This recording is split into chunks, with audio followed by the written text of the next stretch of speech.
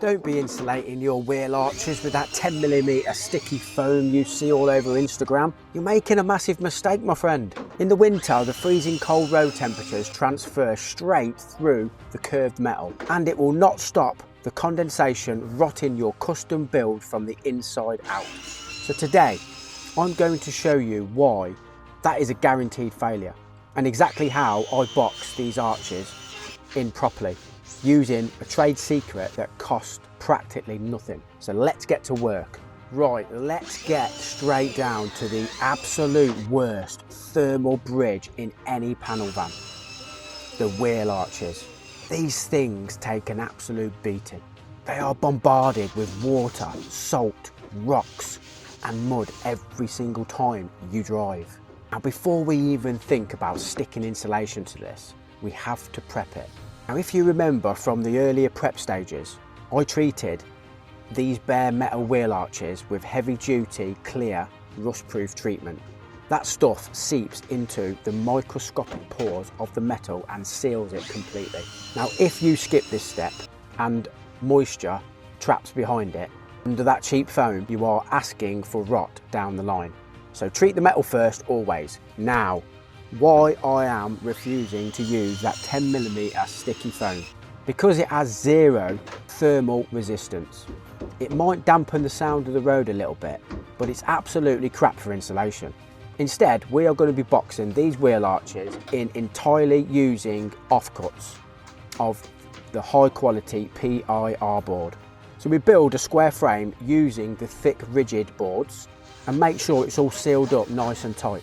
The reason I'm doing it this way is quite simple. It stops any cold coming up from the wheel arches dead in its tracks. We are completely isolating the living area from the external metal. Plus, on top of this insulated box, I'm going to be installing some of the offcuts of the flooring. Now that will give us an incredibly strong, flat, warm surface to stick any automotive carpet to later, or whatever finish the customer chooses. It completely solves that bloody thermal nightmare. Now, while I'm sizing up the next piece of insulation, I need to put a massive neon flashing disclaimer right here. I mean, look at the screen, listen to my words. Do not copy the exact way I'm cutting this insulation with my power tools. Seriously, it's not general practice to run material through machinery quite like the way you're seeing me do right here. But here is the reality. I am a seasoned pro at this. I've been on the tools working as a professional bloody carpenter and joiner for 26 years now. Of running the saws and routers and every piece of bloody machinery under the sun. I am incredibly confident and competent with all my tools, and my brain knows exactly where my fingers are at all times. Now, muscle memory is a real thing. So if you're a weekend warrior tackling your first van build on the driveway, use a bloody handsaw, use a straight edge as well, and use fresh Stanley blades. Take your time.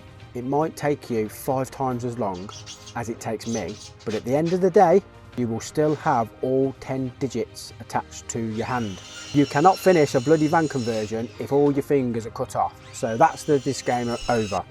Let's get back to the graft. Now let's take a second to talk about the facts, why we are using Gripfill, Kingspan and expanding foam. Because quite honestly, the combination is undisputed, absolute best way to insulate your van, period. Let me break down the science for you. So PII board is a closed cell insulation.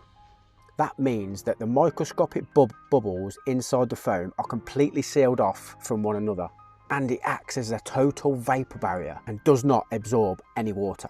It has a very high thermal resistance per inch compared to almost anything else on the market. But let's face it, the rigid boards are square, and as you know, vans are curved. Well, some of them. Now that's where expanding foam comes in. Now the expanding foam is the glue that brings the whole system together. You cut your rigid board slightly under size, you stick it in place using a strong adhesive like Gripfill, which is the absolute staple in the trade because it grabs instantly, and then you blast expanding foam around the perimeter. The foam expands, fills every micro gap and creates a 100% airtight seal. You are essentially building a custom seamless cool box inside your van. No drafts, no condensation and no rust. Now that the wheel arches are fully bulletproofed, we need to deal with the rest of the shell. If you've ever sat inside an empty panel van, you'll know absolutely nothing is square and absolutely nothing is plumb. Now we are focusing right up here, just above the window frames. You can see that we've got a slight angle on one side and then an even more aggressive curve kicking back around the main structure. Now what we're left with is those little pockets of bare metal. A lot of people, they just look at these tiny gaps, throw up their hands, stuff some cheap recycled wool in there and just leave it. Not on this build. Every single square inch of bare metal is a thermal highway for the freezing cold air outside to hit the bloody warm on the inside. So our job is filling every single one of those little angle bits. We carefully cut all the pieces of the rigid board using a plasterboard saw. Now a plasterboard saw is actually an elite tool for this job because the teeth are aggressive enough to shred through the foam without binding up. Now if you notice, I am strictly using offcuts for this. Do not throw your wedges away. We use every scrap. We get the Gripfill, run a bead on the back and press it firmly into the angle. It fights gravity, sticks easily and completely eliminates the cold spots. So the wheel arches are boxed and insulated like an absolute fortress.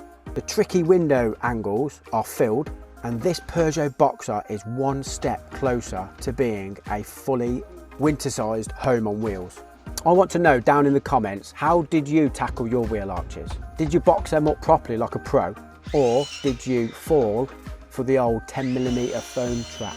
Don't be shy, drop a comment below and let's get a proper debate going. Don't forget, I read every single comment. Also, if you're serious about building your own van and you want the exact dimensions, layouts and material lists for what we're doing right here on this van, then make sure you sign up for the Peugeot Blueprint. I will be releasing a completely detailed guide right at the end of this free build series. And trust me, you don't want to miss it. The link to get on the list is down in the description right now. Massive progress today. The graft continues. Hit that like button. Make sure you're subscribed. Don't forget to follow and I will see you guys on the next one. Cheers.